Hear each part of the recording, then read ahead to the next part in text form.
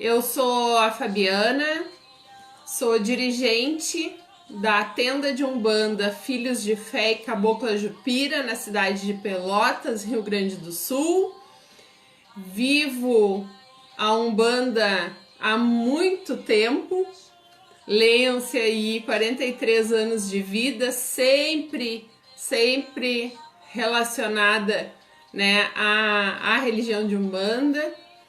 Conheci outras religiões, estudei outras religiões, mas o bom filho a casa torna. E eu sou apaixonada por essa nossa religião de amor, de caridade. Boa noite, Andréa. Sou apaixonada pela Umbanda. E a Umbanda que nós praticamos aqui na tenda Filhos de Fé e Cabocla Jupira é a Umbanda trazida pelo Caboclo das Sete Encruzilhadas e o médium Zélio Fernandino de Moraes. Por que que eu digo isso, né? Porque é importante, tem alguns fundamentos que foram trazidos pelo Caboclo que no nosso entendimento são vitais para a existência da Umbanda e para que a nossa religião se perpetue no tempo. Porque quando a gente começa a perder fundamentos, qual é a preocupação principal? A Umbanda é uma religião que absorve muito outras religiões, né? A Umbanda é uma religião sem preconceito, é uma religião que nasce, né, com o fundamento de acolher a todos, aprender com os que sabem mais e ensinar aos que sabem menos. E nesse movimento, a Umbanda absorve diversas crenças, né? Tanto do catolicismo, quanto do espiritismo, quanto do candomblé. E o que a gente precisa saber é que a gente não pode perder os nossos fundamentos. Olá, Paulo, Tamara, minha querida, sempre presente, né? Vamos lá, então. O Jean me deu ok, a gente vai começar oficialmente a nossa live. Então, a partir de agora, vocês podem começar a fazer questionamentos que a gente vai tentar, dentro daquilo que a gente conhece, que a gente vivencia, esclarecer um pouco melhor. Carlos Eduardo, pode começar? A gente anotou aqui 3 questões que são bem recorrentes nos grupos, no Umbandistas de Fé, no Saravá Umbanda, e uma questão especialmente que chamou bastante atenção essa semana, e a gente vai começar falando por elas, porque elas já vão esclarecer uma série de dúvidas, né, que todo médium tem. A primeira questão, então... Fui avisada pela minha pombogira para não frequentar nenhuma casa. Mas fui em uma casa. Ela fumou, bebeu, dançou. Ao ir embora, não levou toda a bebida. Passei uma enorme vergonha. Fui banida da religião? A gente resumiu um pouquinho o depoimento de uma irmã, né, que colocou esse questionamento. Vocês conseguiram ouvir o Carlos com clareza? Ele tá dizendo claro que sim, eu não tenho tanta certeza, porque eu tô aqui do lado dele, tô ouvindo perfeitamente. Então vamos dividir esse questionamento que a irmã nos trouxe em algumas partes. A primeira delas: minha pombagira disse... Carla, a gente vai anotar a tua pergunta, tá? E aí a gente vai respondendo. Deixa eu dar uma caneta aqui pro Carlos. A pombagira disse que ela não fosse a nenhum terreiro, tá? É possível que isso aconteça? Eu acho que, como o processo de incorporação ele é consciente, em algumas situações a gente pode ter uma interferência e não entender perfeitamente a mensagem, tá? Então, a primeira coisa que a irmã não deixa claro é se ela era frequentadora de uma casa e a pombogira pediu que ela não fosse mais a esta casa. O que ela coloca é que a pombogira pediu que ela não fosse a casa nenhuma, tá?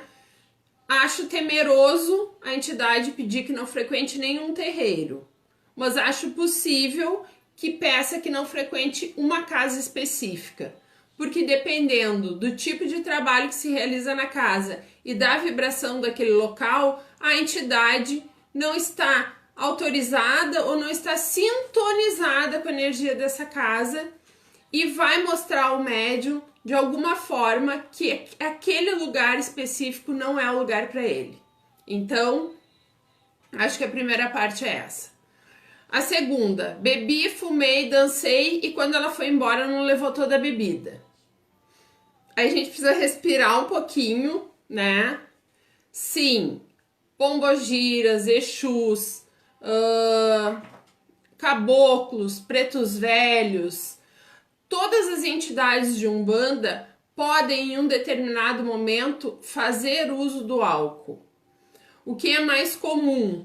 Na gira de preto velho, o preto trabalhar com café e eventualmente ele pode sim pedir uma cachaça para imantar algum objeto, para limpar alguma coisa, enfim.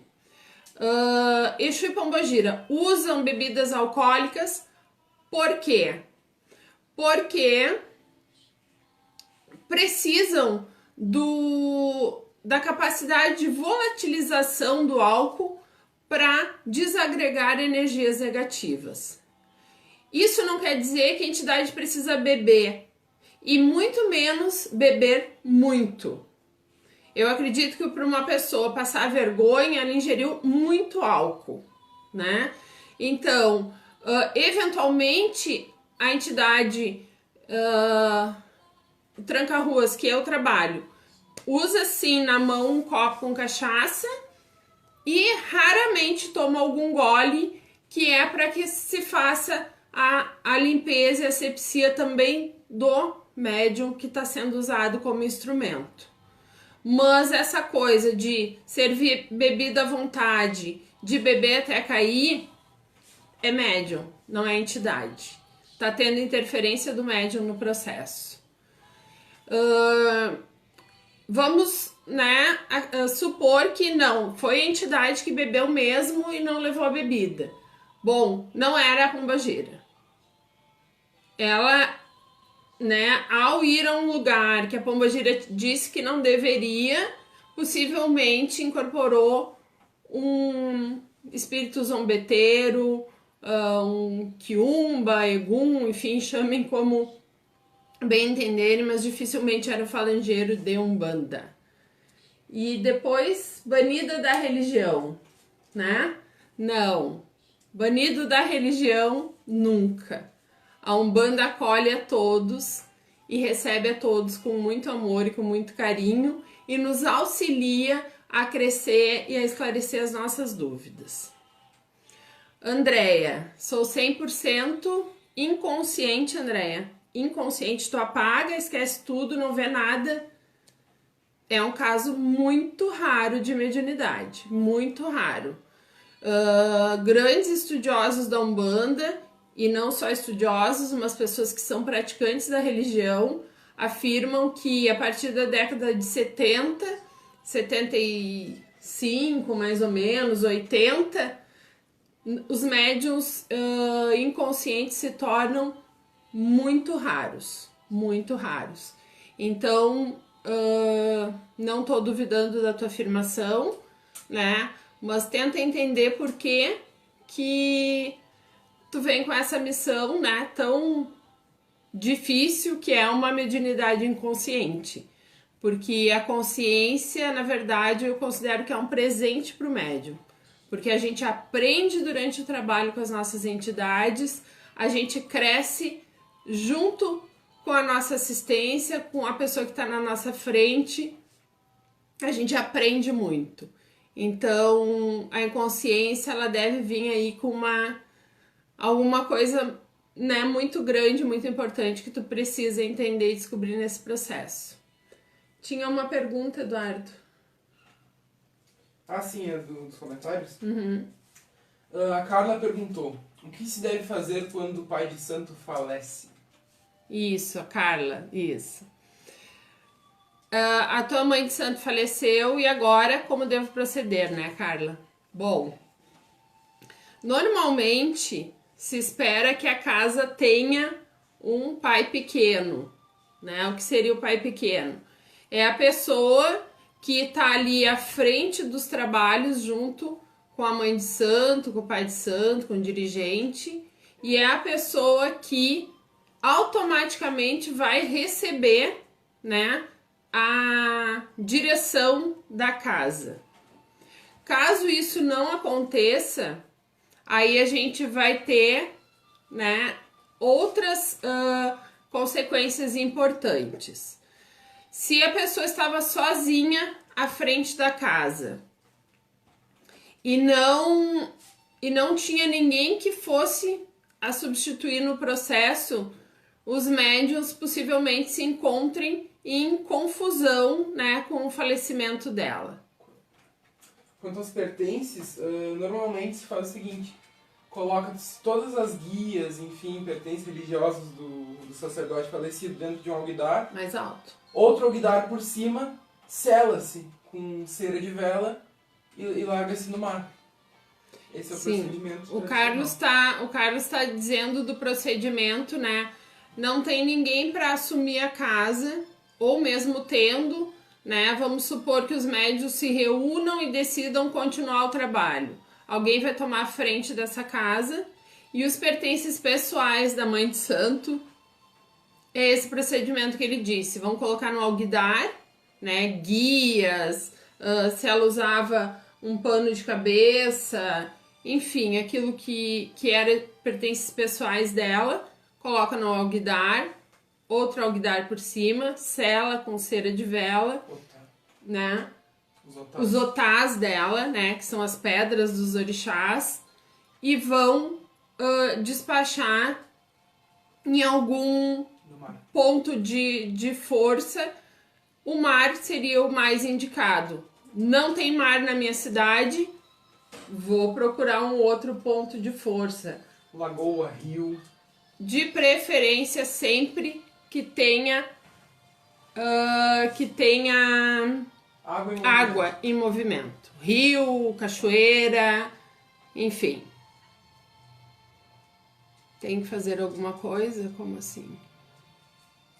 Pode fazer esse procedimento. Ah, não, a Andréia é da mediunidade. Tá. Mediunidade inconsciente. Pede para alguém conversar com alguma das tuas entidades e esclarecer por que a tua mediunidade é inconsciente, o que a Umbanda espera de ti, né, através dessa inconsciência, para que tu tenha tranquilidade no teu trabalho. Só isso. Perguntas que tinham sido feitas anteriormente. História da minha entidade. Tá. Anotou do Jean sobre a transição planetária? Muitas perguntas no grupo sobre história da entidade. Né? Essa semana minha preta velha disse o nome, minha pombagira disse o nome. Eu gostaria de saber se alguém sabe alguma coisa a respeito, pode me contar a história. Gente, as entidades, os falangeiros que nós recebemos na Umbanda são espíritos que já encarnaram, que neste momento estão trabalhando no plano espiritual e que vêm até a Terra, né, desenvolver esse trabalho dentro da Umbanda. Cada um tem a sua história pessoal. Cada um tem a sua história pessoal.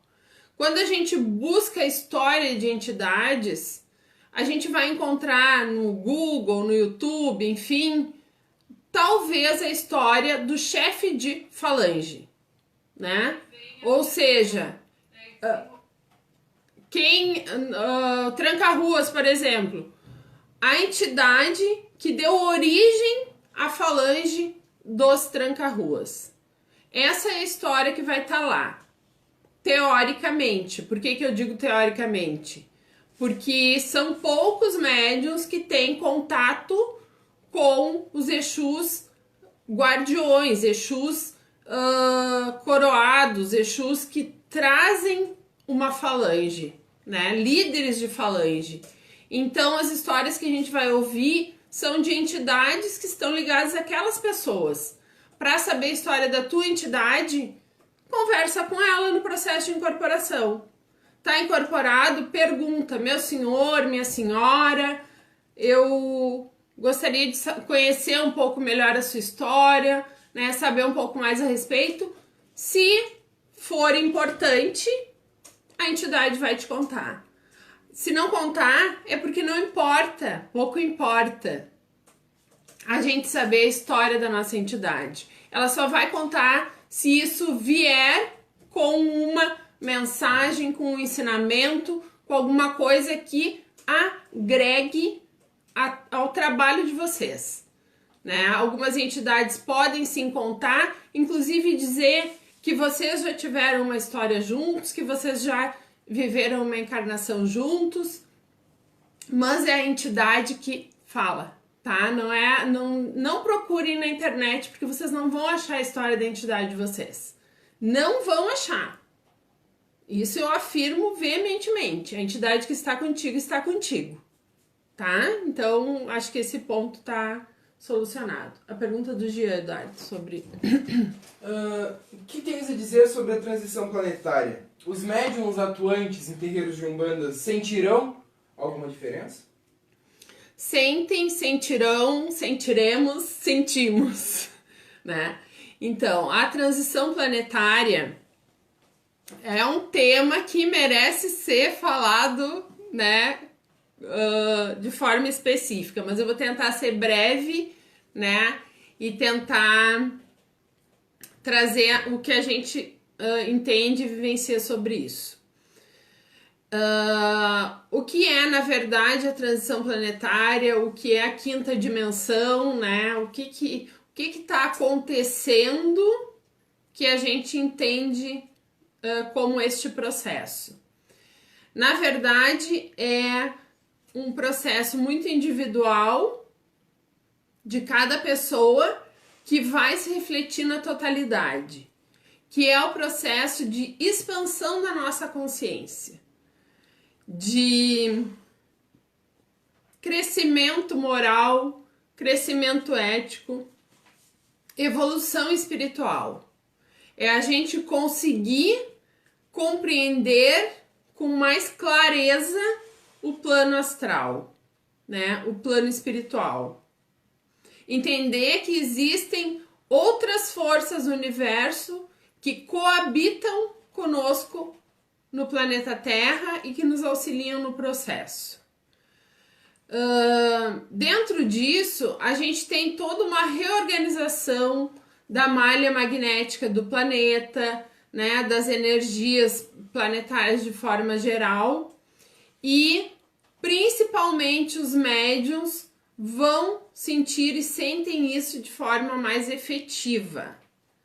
O que é sentir? Se sentem um pouco mais cansados, sentem às vezes a sua energia um pouco mais esgotada, porque estão vivenciando de forma mais intensa esse processo.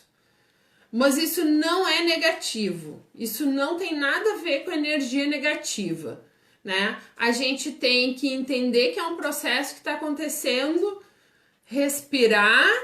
Por que respirar? Porque respirando a gente absorve o fluido cósmico universal, que é a energia da vida no planeta, e recompor as nossas energias, nos manter equilibrados, nos manter positivos, nos manter com uma energia elevada para que a gente auxilie o planeta nesse momento da transição. Auxilie. Eu diria que os médiuns que frequentam um terreiro vão sentir talvez um pouco menos até por estarem lá, né, pelo menos uma vez por semana, recebendo uma alta carga de energia do plano espiritual para se manterem equilibrados, para se manterem elevados. Então a gente está apoiado, né? A gente está apoiado no processo. Não sei se é isso, nesse sentido a tua dúvida, Jean, mas é o que a gente entende e tem conversado bastante a respeito aqui na casa. Entender que cada um é um é uma sementinha de luz no planeta. É uma sementinha de luz. Exatamente. É o desapego, é entender que a gente precisa sim de coisas materiais para viver, mas não são elas que devem mover a nossa vida, né? Que nós somos muito mais espírito do que matéria. Nos desapegar de tudo que é negativo, né? De tudo que não agrega, de tudo que não traz nada de positivo para nossa vida. Outra pergunta. Incorporei e lembro de quase tudo. Fui sugestionado? Essa pergunta aconteceu essa semana também no grupo. Uma moça disse que incorporou a pombagira pela primeira vez, lembra de quase tudo, se isso podia ser uma sugestão.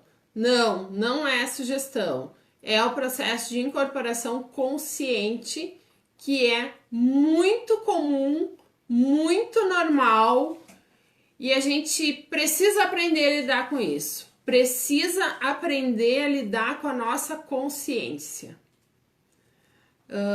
Consciência no processo de incorporação é uma chamada à consciência mesmo, né? De que nós estamos ali, de que a gente precisa trabalhar o nosso ego para se anular e deixar com que a entidade trabalhe e que a gente precisa se melhorar, né? Ouvir o que o preto velho tá falando e não ficar chocado pensando, meu Deus, que pessoa eu sou, porque eu nunca pensei assim. Então é aprender, é ser melhor no processo da incorporação. Por que o ano foi dividido? Porque o ano foi dividido entre Ogum e Nanã em caixa alta. Lembrando que não há Kizila. Então, o ano foi dividido por Ogum e Nanã. Não é que porque o ano foi dividido, nossa, teria que ser um conjunto de fatores. Uma super mãe de santo para responder. Os orixás se determinam muito também pela regência planetária no momento de transição do ano, né? A cada ano nós teremos 2 orixás sempre trazendo a regência. Pela necessidade que o planeta Terra tem de evoluir especificamente. Então, os orixás são determinados de acordo com as mudanças pelas quais precisamos passar. Os orixás trazem características e mudanças específicas. Sempre. Ou seja, dentro da transição planetária, Ogum vem na regência inicial do ano cumprindo, né, a justiça de Xangô. Xangô julga e diz para Ogum ir lá executar depois. Então a gente teve o ano passado Xangô na regência, entrega para Ogum para que sejam executadas as sentenças, né? E nesse momento de transição tão evidente, tão claro, né? Vem no segundo momento Nanã, que eu entendo também que é um pouco transformação. A transformação, sim, desse período de batalha, né? De enfrentamento que todos nós viemos passando desde o final do ano passado, profissionalmente, algumas pessoas no ambiente familiar, politicamente no planeta, né? A gente vem numa energia de enfrentamento e agora a Nanã vem fazer essa transmutação, né? E vem fazer também a asepsia do planeta, né? A gente sabe que esse ano é um ano com algumas previsões bem importantes de limpeza energética do planeta, e é isso que Nanã traz, né? Nanã faz faltou a palavra. Decantação energética, né? Ela vai decantar tudo que é negativo e, gente, vamos lá, vamos rezar para a Mãe Nanã que essa decantação ocorra da forma mais rápida possível para que a gente retome o crescimento, retome uma caminhada de forma mais esperançosa, né? De esperanças numa melhora do mundo, do nosso país, da nossa vida familiar, do nosso trabalho. É isso que Mãe Nanã vem trazendo e a gente tem que ter muita fé, porque é o que vai acontecer. Já perguntou, tem alguma maneira de se conectar com a quarta dimensão? Acredito que ele esteja falando da quinta dimensão, que está por vir. Então, Jean, a princípio nós estamos em 4 dimensões, né? Nós vivemos em 4 dimensões e estamos a caminho da quinta dimensão. Como é que eu vou me conectar melhor com esse processo da quinta dimensão? Me tornando um ser humano melhor. Tornando a minha energia menos densa. Como ter uma energia menos densa se a gente está aqui de carne e osso? É com a energia que a gente vibra, é elevando os nossos pensamentos, é tendo fé, é orando, é vigiando muito dias para doar, de termos nós boas palavras para dizer. Então, alcançar a quinta dimensão é... Ah, deu uma caidinha ali na conexão, mas voltou, né? Acho que voltou. É a gente se elevar, é a gente vibrar menos denso, né? Gente, pensem, quando a gente... Ó, tá todo mundo voltando ali. Caiu. Caiu.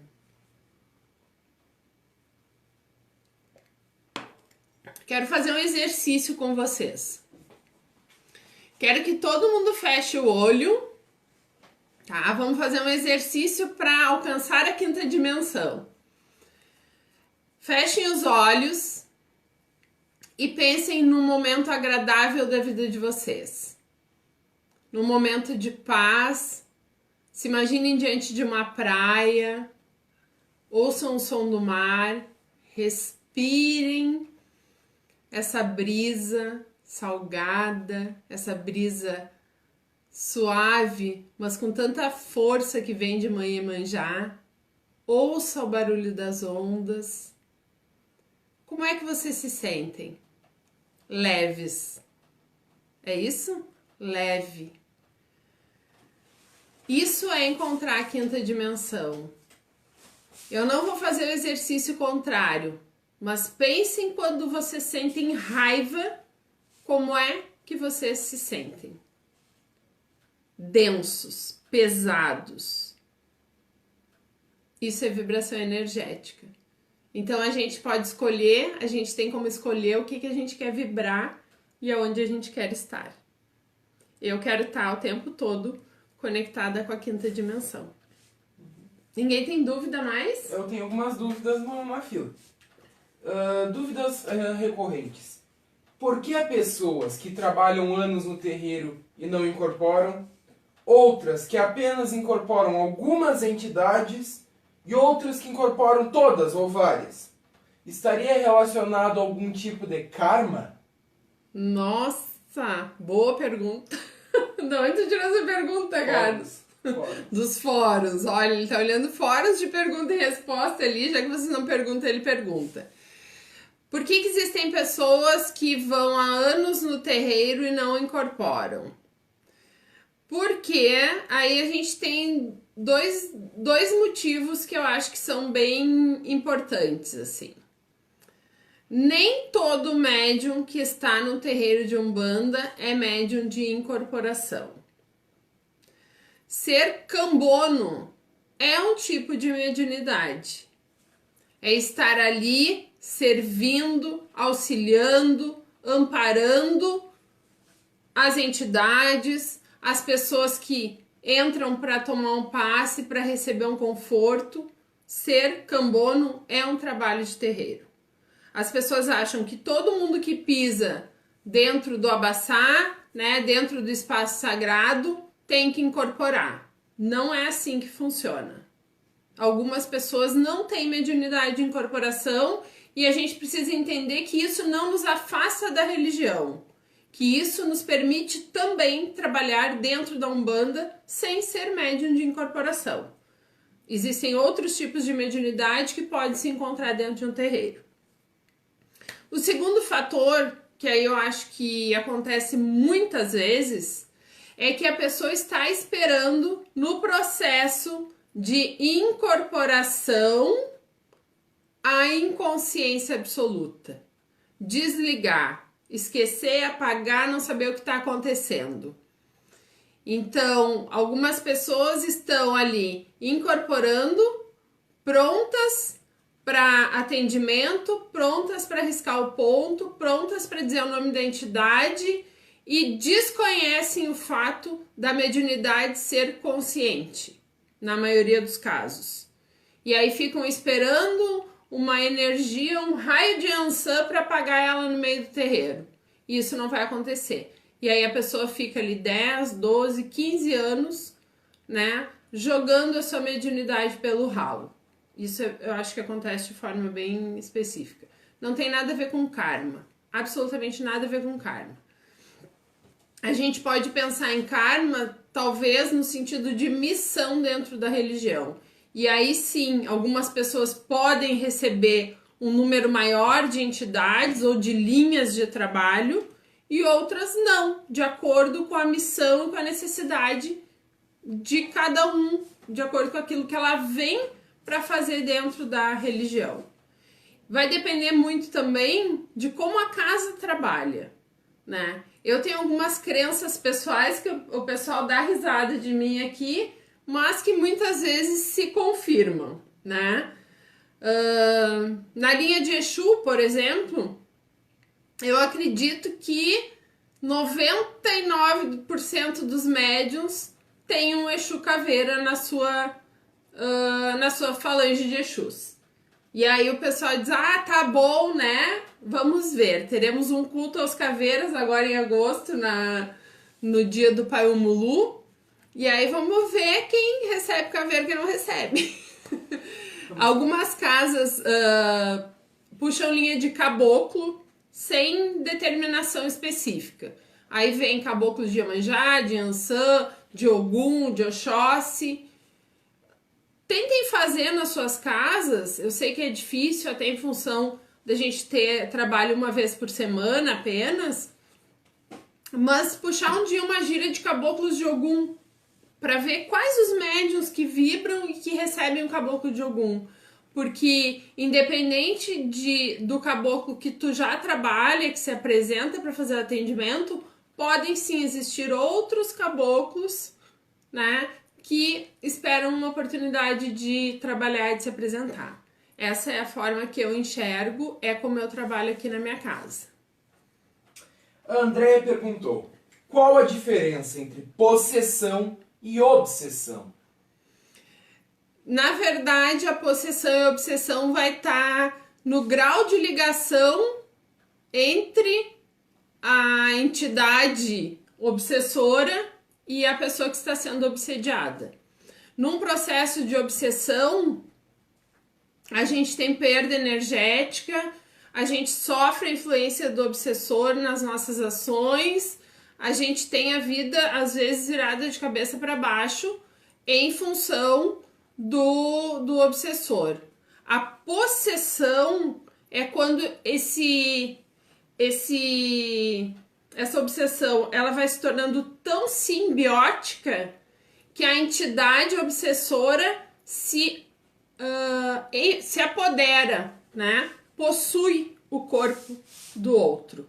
Então, na possessão, a gente tem um espírito que está ligado simbioticamente, né? Ele vai se manifestar através da pessoa que está sendo obsediada, tá? Isso não acontece, não é um processo de incorporação, é outro processo, né? E é muito, muito perigoso. Ezequiel perguntou, vou ao centro e como faço para entrar na gira? Ezequiel, ele tá aqui? Ao corpo mediúnico. Tá aqui online? Não sei. Ele perguntou aqui? Sim. Então, Ezequiel, adoro esse tipo de pergunta. Coisa boa quando tem gente nova querendo entrar na corrente. Vai no centro, né? acredito que tu já tá indo há algum tempo para ter essa vontade despertada. Pede para conversar com... Tu pode conversar com o guia incorporado, né, do dirigente da casa, mas pede para conversar com o sacerdote, com o dirigente em algum outro horário, né? Pede durante a guia, chama um cambono e diz assim: eu gostaria de marcar um horário para conversar com o fulano, que é a pessoa que está à frente da casa, e coloca a tua vontade, né?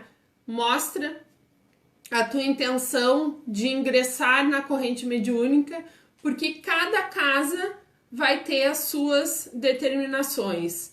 Cada casa funciona de um jeito, neste caso. Eu não posso te dizer que tu vai entrar imediatamente, ou que tu vai ter que passar um tempo na assistência, ou que tu vai ter que estudar, ou que eu não sei.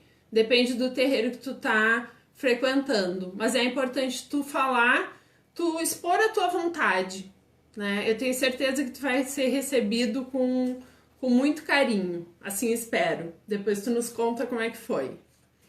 A Lu Santos disse o seguinte: quando eu trabalho com a Yansan, eu não lembro nada. Por que isso?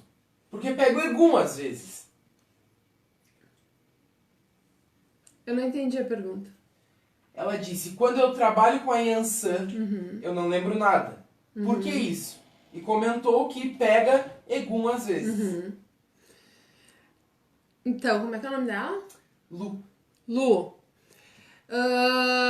O que eu vou ter que te dar um pouco do entendimento que eu tenho a respeito de incorporar orixá, né? Na Umbanda, não existe a incorporação de orixá como existe no candomblé, né? Os orixás até se manifestam num processo anímico de indução do médium, e aí o médium vai dançar, vai, né, vai trazer energia do orixá. Talvez tu fique mais desligada um pouco nesse processo, até por uma entrega mais intensa, e o orixá não vai se comunicar com a gente como as entidades fazem. Então talvez isso te dê uma noção um pouco diferente do processo de incorporação com um guia. Às vezes eu recebo egum, né? Aonde isso acontece? Isso é importante, A definição, né, de egum, que se defina. O que é egum? Egum é um espírito.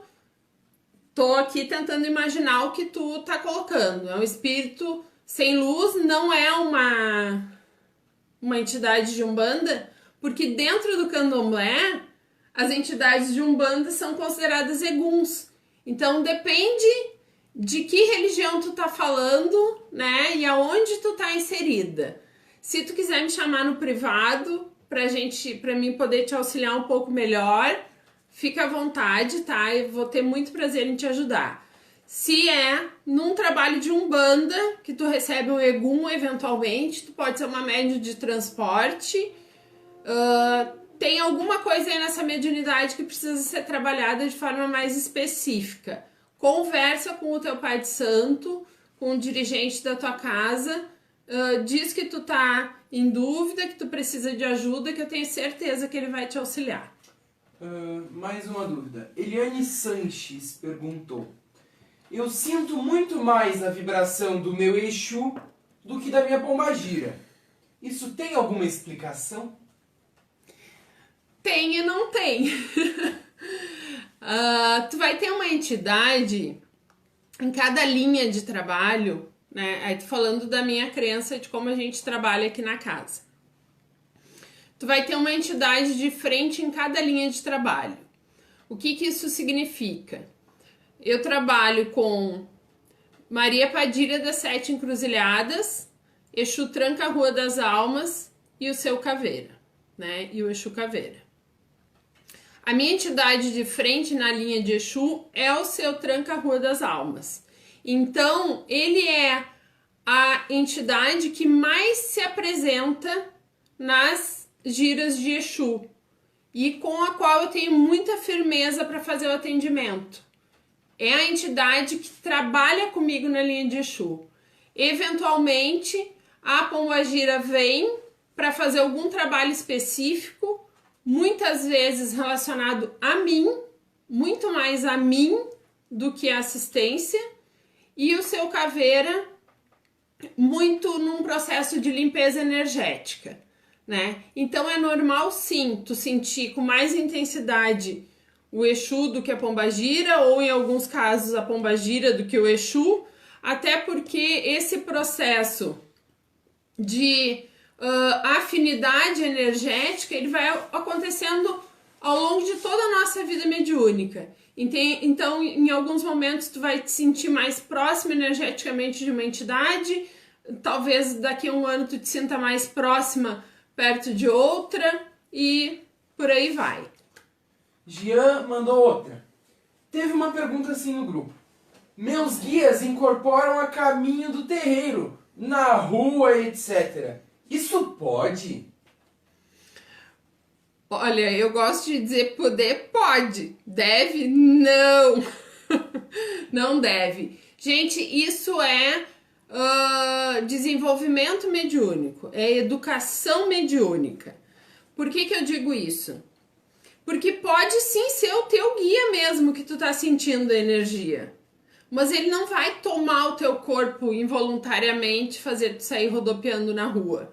A gente tem que educar a nossa mediunidade para conseguir sentir a aproximação do nosso guia e não incorporar naquele momento. Incorporar no momento oportuno.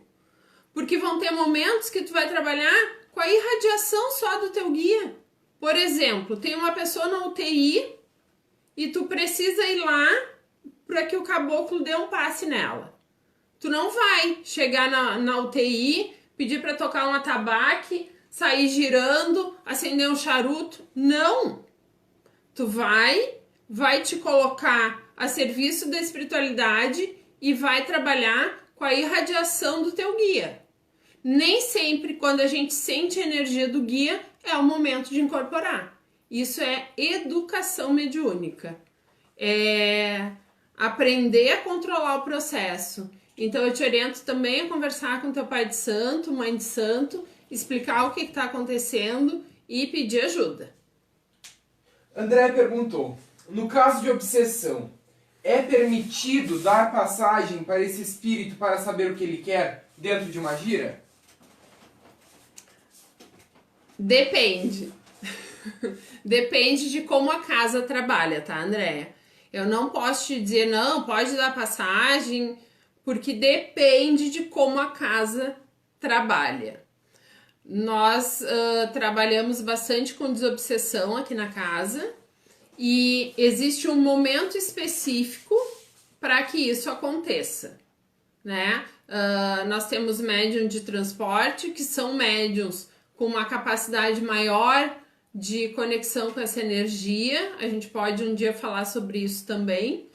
E normalmente Exu ou Preto Velho, e aqui na casa muitos dois juntos, conduzem esse processo, né? Não pode, isso eu vou te dizer pela minha casa, não pode em qualquer momento da gira se manifestar um obsessor, tá? Isso é uma questão de organização da casa. Então depende da casa que tu tá indo. Algumas casas nem permitem a manifestação de obsessores, tá? Depende. Não gosto que isso aconteça durante o atendimento. Normalmente, quando eu sei, a gente sabe que vai ter um processo de transporte mediúnico, a gente pede que a pessoa que vai ser assistida fique até o final e faz o transporte depois que a assistência se retira da casa. Até por uma questão de respeito com o médium, com a pessoa que vai ser assistida nesse processo, porque muitas vezes é um processo doloroso, no sentido de que a gente não sabe exatamente o que vai ser dito, o que vai acontecer. Então, muito cuidado com isso, muito cuidado. E sempre, né, como acho que foi a mesma pessoa que falou que recebe às vezes um egum. Acho que sim. Não foi, não. Não? Vibrar amor. Sempre que se apresenta um obsessor, vibre amor. porque é um irmão que precisa de auxílio ali naquele momento. Não precisa se desequilibrar, não precisa sentir medo, não precisa sair correndo, não precisa jogar água na cara, nada disso. Vibrem em amor, peçam ajuda ao grande Pai Oxalá, que dessa forma esse espírito ele vai ser encaminhado, né? Mas depende da casa. Gia perguntou: se eu sair de um terreiro onde já trabalhava, quando eu entrar em outro, precisarei me desenvolver novamente? Depende das regras do terreiro, né? Na maioria das casas que eu conheço, pelo menos, né, casas sérias, que eu tô falando, sérias no sentido de que tem estudo, né, que tem uma organização, que mesmo que tu seja um pai de santo de uma antiga casa, tá, eu era pai de santo, minha casa fechou, agora eu vou para outro terreiro. Bom, lá tu vai ter que aprender como este terreiro funciona, quais são as regras, como as entidades se manifestam. Tem casas que a entidade recebe bebida, tem casa que a entidade não recebe, tem casa que a entidade precisa riscar o ponto para começar a atender, tem casa que não precisa. Vai depender da organização da casa. Sempre que tu entrar numa casa nova, tem que sim, né, se colocar de acordo com as regras da casa. Ninguém sabe mais. Todo mundo sempre tem alguma coisa a aprender. Então, muita calma nessa hora. A gente tem que ter humildade. Isso é o mais importante.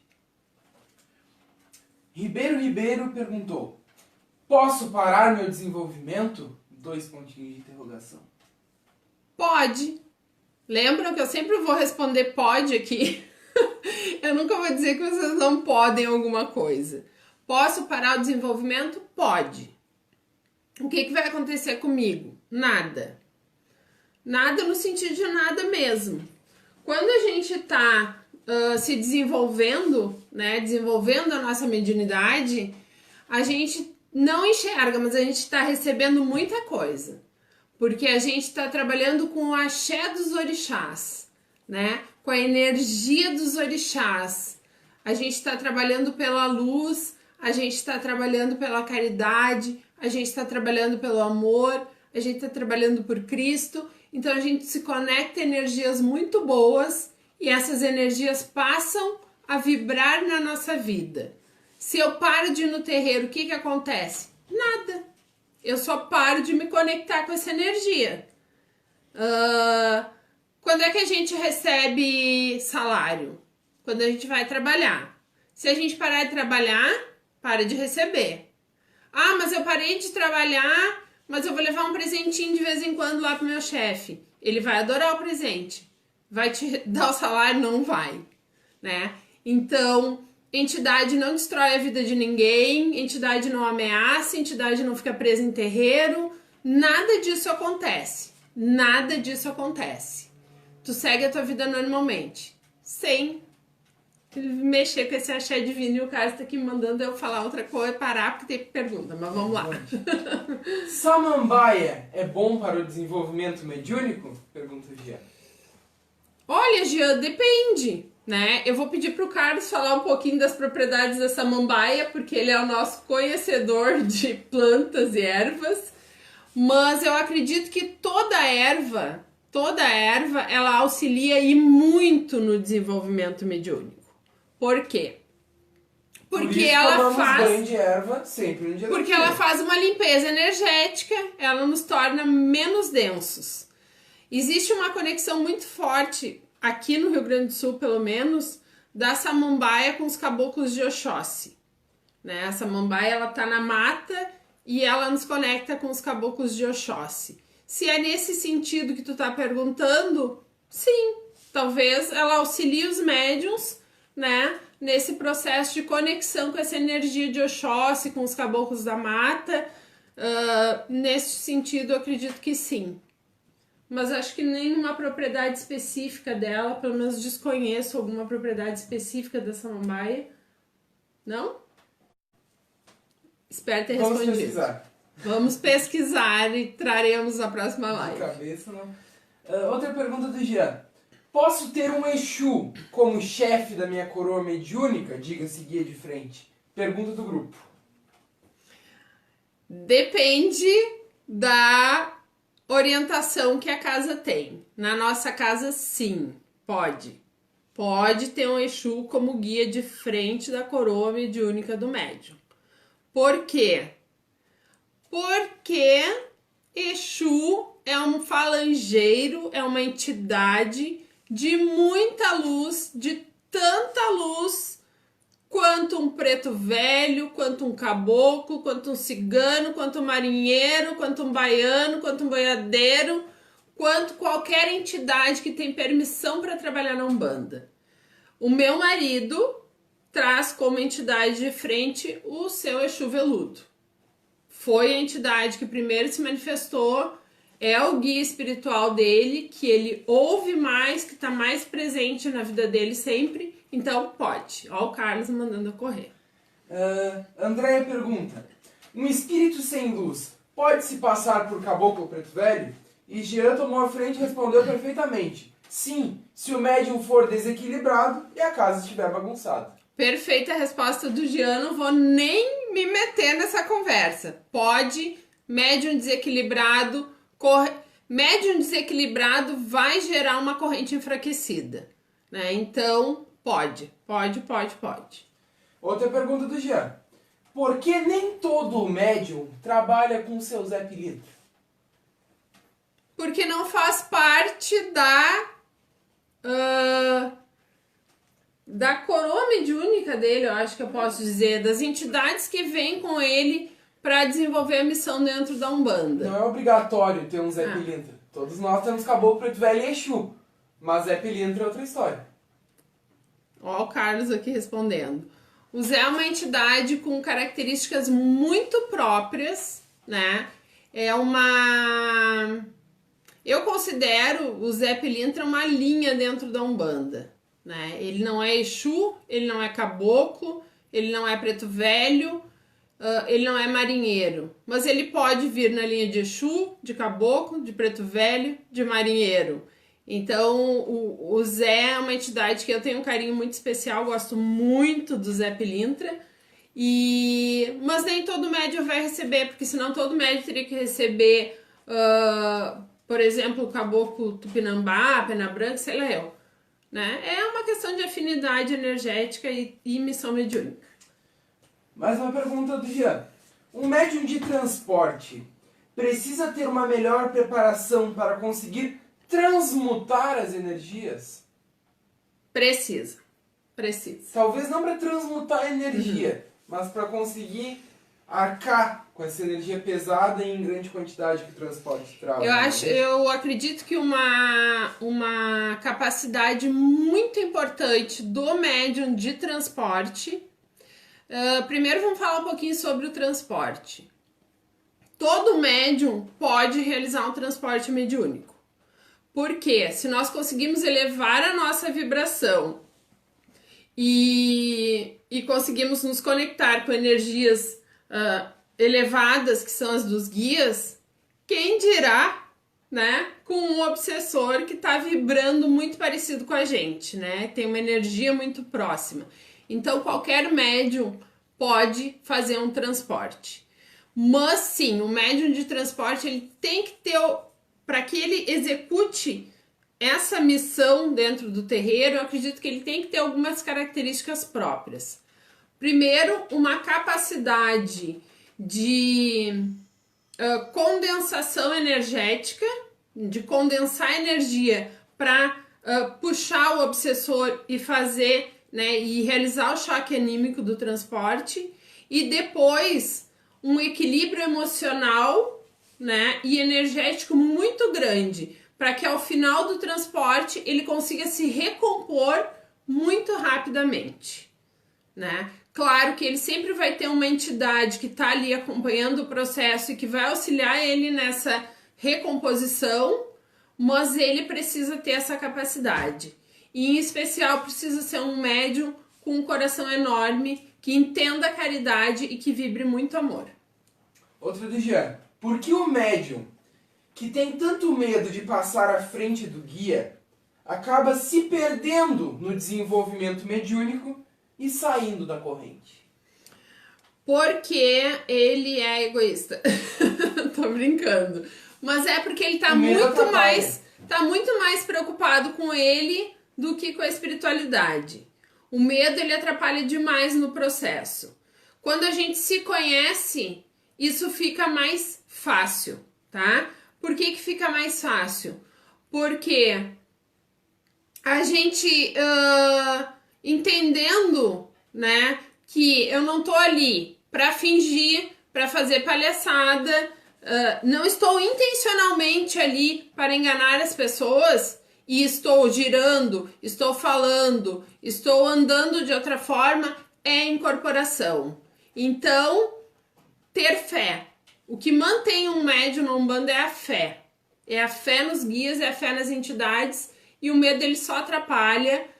A gente tem sim que duvidar o tempo todo. Isso não quer dizer não trabalhar, mas é se questionar. Sou eu, não estou interferindo no processo, estou sendo ético. Isso é saudável, mas não a ponto de impedir o trabalho mediúnico. André pergunta: Exu Mirim é criança na Umbanda? Depende da Umbanda, né, da crença da Umbanda que se manifeste, que seja trazida nesta casa, tá? Nós entendemos que Exu Mirim pode ser uma entidade, né, que alguém que já encarnou, enfim, mas que pode, na maioria das vezes, é um espírito que não passou pelo processo encarnatório ainda. É um espírito que seria semelhante aos elementais, espíritos mais puros, né, dentro do plano astral. Vai depender, né, da corrente de Umbanda que a casa siga.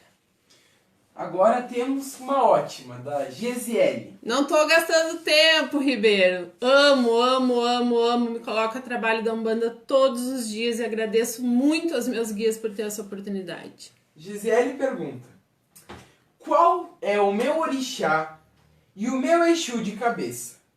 Eu nasci 18/4/97. Parabéns, Gisele. É Gisele? Gesiele. Gesiele. É taurina também, que nem eu. A única coisa que a gente consegue saber com a data de nascimento é o nosso signo. Os nossos orixás de frente, de Ajuntó, o Exu, o nosso Exu de trabalho, a nossa pombagira, o nosso caboclo, a gente só conhece dentro do desenvolvimento mediúnico. Tudo a seu tempo, sem pressa, sem muita curiosidade, porque o mais importante é a prática da caridade e não saber quem são os nossos pais ou mães de cabeça e quem são os guias que nós trabalhamos. Vamos a mais uma pergunta, Ribeiro. Existe algum significado espiritual à maneira que a vela termina de queimar? Tem umas que queimam por completo, outras que derretem. É culpa da matéria-prima da vela mesmo? Ou tem outro significado por trás? Pode ser e pode não ser, na minha crença, né? Às vezes é só a matéria-prima, sim, né? Que é diferente de uma fábrica para outra, é o vento do lugar, é o que for. Mas eu acredito que existe uma queima diferenciada de velas porque a gente vê isso no nosso congá. A gente vê isso no nosso congá de trabalho, todos os médiuns já perceberam. Tem médiuns da minha corrente aí na live, eles podem confirmar. Eu sou filha de Iemanjá e de Xangô, são as velas que queimam mais rapidamente e que sempre deixam resíduo, deixam muito resíduo, né? A gente entende que eles estão trabalhando muito durante o processo. As outras velas praticamente desaparecem. Tem a vela que eu acendo para o Arcanjo Miguel, que fica ao lado da vela de Iemanjá e a queima é totalmente diferente. Atualmente as velas de Iemanjá e de Xangô estão queimando por completo, né? Estão queimando mais? Tá? Então pode e não pode. Por exemplo, acendeu uma vela pedindo ajuda para o Exu. A vela derreteu por inteira, tá tudo ali ainda. Isso pode significar que tem uma demanda que o Exu esteja cortando. E que ele teve que trabalhar muito, usar muita energia. Então vai lá, retire aquela cera e acenda outra vela. Derreteu toda de novo, acenda outra, até queimar por completo. Porque a vela que queima por completo, ela significa trabalho feito, caminhos abertos, energia limpa, tudo de bom. Ok? Entenderam? Vamos a mais uma, do Jean. Tá cuidando a hora, Eduardo? Senão a gente vai ficar aqui até meia-noite. Todo médium deve ter uma quartinha?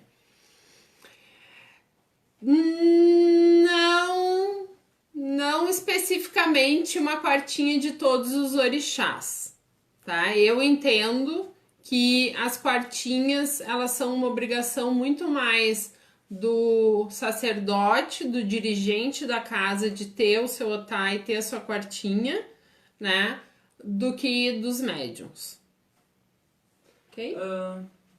Acho que é isso. O Gia comentou que o desenvolvimento dele eu não entendi direito. Foi desenvolvimento com os guias, foi complicado. Foi complicado e não foi, né, Jean? Porque o desenvolvimento em sonho, a gente talvez não entenda muito ele, mas quando a gente vem para o mundo real aqui e começa a trabalhar, as coisas acontecem com mais fluidez. Então é sempre um auxílio que a gente recebe no desenvolvimento em sonho. Eu fui muito desenvolvido em sonho. Vamos responder mais 2 perguntas. Mais 2 perguntas só a gente vai responder, tá, Gisele gente? Estamos terminando. Então, Gisele, novamente, diz o seguinte. Eu acendi vela pro meu anjo da guarda, acendo vela pro meu anjo da guarda, joguei sal grosso em cada canto da minha casa, depois passei defumador na casa toda e tomei banho de Ogum. O que eu fiz foi certo? Depende do que tu queria. Eu acredito que foi um trabalho para limpeza energética e abertura de caminhos. Pelo que tu me diz é isso, né? Firmou teu anjo, um bandista tem que estar com o anjo firmado sempre. Vela de 7 dias, acende uma na outra, né? Mantém a vela do anjo acesa, firmado, nos guardando, nos protegendo, nos amparando, sendo o nosso elo de ligação com o divino. Sal grosso para limpar a energia da casa. Ok. Banho de Ogum para abrir os teus caminhos. Não vejo nada de errado no que tu fez. Defumação também para limpar, né, todo o ambiente. E fechar com Ogum é fechar com chave de ouro. Mais uma última do Jean. Muitas perguntas no grupo sobre sonhos. Como decifrar sonhos, que isso não consegui aprender ainda. Nem eu, Jean. Ninguém, eu acho. O sonho é uma coisa muito pessoal. Pode ser uma lembrança de outra vida, pode ser um desdobramento, um encontro astral, pode ser um enfrentamento de alguma questão que está por vir, pode ser uma série de coisas, pode ser um desejo oculto que a pessoa tem. Depende do sonho, depende do contexto, depende do momento de vida. Eu acho muito complicado isso, né, de interpretação de sonhos por isso. Não existe uma tabela de isso significa isso, aqueles porque nós livrinhos, temos significados pessoais para as coisas. Tá, deixa eu falar da live de sábado às 20 horas. Todo mundo aqui sugiram os temas durante a semana sobre o que vocês querem falar. Até sexta-feira vocês podem sugerir temas. E aí a gente vai ver o tema mais votado. Se o Jean quiser criar uma enquete também lá no grupo pra gente falar. E a gente vai definir o tema de sábado, tá? 20 horas estarei aqui com vocês. Voltando ao sonho. Os significados eles são muito pessoais. Livro de sonhos. Sonhei com cobra, é o inimigo. Não. O sonho depende do que cada um tá vivendo, do momento da vida, enfim. A gente tem que respirar, entender se o sonho quer nos dizer alguma coisa, que a espiritualidade vai nos ajudar. Contar uma anedota só para encerrar sobre sonhos. O Carlos vai contar uma anedota, gente. Ouça. Uma história, não uma anedota. A pessoa sonhava com cobra. Que a cobra estava indo atrás dela e ela entendia que tinha um traidor ou um inimigo a perseguindo. e sonhava toda noite com a cobra perseguindo. E resolveu que no sonho ela ia matar a cobra. Então, toda vez que ela sonhava com a cobra, ela virava para a cobra e matava a cobra para o lado. Até que foi se desenvolver na Umbanda e descobriu que trabalhava com o caboclo de Oxumaré, o orixá das cobras. Ou seja, não era traição, não era inimigo. Era apenas o caboclo dela tentando passar a mensagem de que ele estava ali, que ele existia e que ele era enviado de Oxumaré. Ou seja, não há um significado único para nenhum elemento, já que eles são pessoais e têm inúmeros significados. O povo adora história, né, de sonho, de não sei o que, não sei o que, não sei o que, né? Vou contar uma historinha pra vocês que aconteceu comigo bem rapidinho, tá? E na live de sábado eu quero contar pra vocês como foi a minha primeira incorporação da Exu Caveira. Porque isso pra mim foi um dos momentos mais emocionantes da minha vida na Umbanda. Sábado eu vou compartilhar com vocês. Eu vou contar um sonho que eu tive. Eu faço parte de um treinamento aqui em Pelotas chamado DNA Mulher Metamorfose. É um treinamento de programação neurolinguística, onde a gente trabalha algumas técnicas de xamanismo também. Dentro do xamanismo, as pessoas têm os animais de poder. Cada pessoa pode ter 9 animais de poder, né? E dentro do treinamento eu já tinha tido contato com 3 dos animais de poder, enfim, né? Mas passou. Nós tivemos uma demanda muito grande para enfrentar aqui na casa, auxiliando uma pessoa. Foi um trabalho que demorou...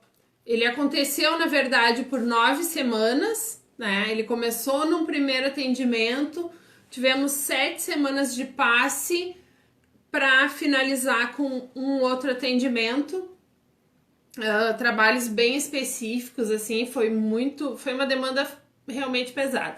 Nesse período de 9 semanas, a entidade que a gente estava enfrentando no trabalho, ela visitou todos os médiuns, em sonho, em visões, em audições, isso aconteceu, né, e os médiuns vinham me relatando caso a caso, né, esses encontros.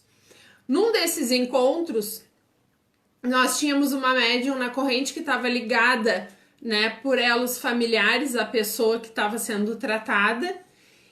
Então, com ela, a gente estava tendo um cuidado um pouco mais específico durante esse tratamento. Eis que, em uma semana, o seu tranca-ruas chegou e pediu que os médiuns da casa, porque na nossa casa, todo médium que trabalha tem uma firmeza de Exu. A conexão tá péssima. Tem uma firmeza de Exu na casa, tá? Então, todos os médiuns têm. E o seu tranca-ruas chegou e pediu para os médiuns, né, autorizou os médiuns a fazerem uma firmeza de Exu na casa deles, na porta da casa deles. Esta médium fez a firmeza e aí naquela semana teve um dia que ela me chamou e me contou que ela tinha sonhado, né, que a entidade tinha estado na casa dela, essa entidade que nós estávamos enfrentando, né? Ela se desdobrou em sonho, encontrou com a entidade e ela disse que começou a pedir ajuda e o seu tranca-ruas foi até lá para auxiliá-la. Na mesma noite, eu tive muitos pesadelos e no meu pesadelo existia um touro enorme, forte, que a presença dele não me causava medo, me causava respeito, né? Este animal está aqui e eu preciso respeitá-lo. Aí ela me contou, né? Então, o seu tranca-ruas estava na casa dela e o touro estava comigo. Aí eu fui ver dentro dos animais de poder qual era o significado do touro. Proteção energética contra mal iminente. Então, gente, a espiritualidade está com a gente o tempo todo. Basta ter fé, acreditar que os nossos guias estão nos guiando, nos amparando e aprender a ouvi-los. Desejo um restinho de semana ótimo para todos vocês. A gente se vê sábado às 20 horas e Oxalá os abençoe. Muito obrigada por tudo.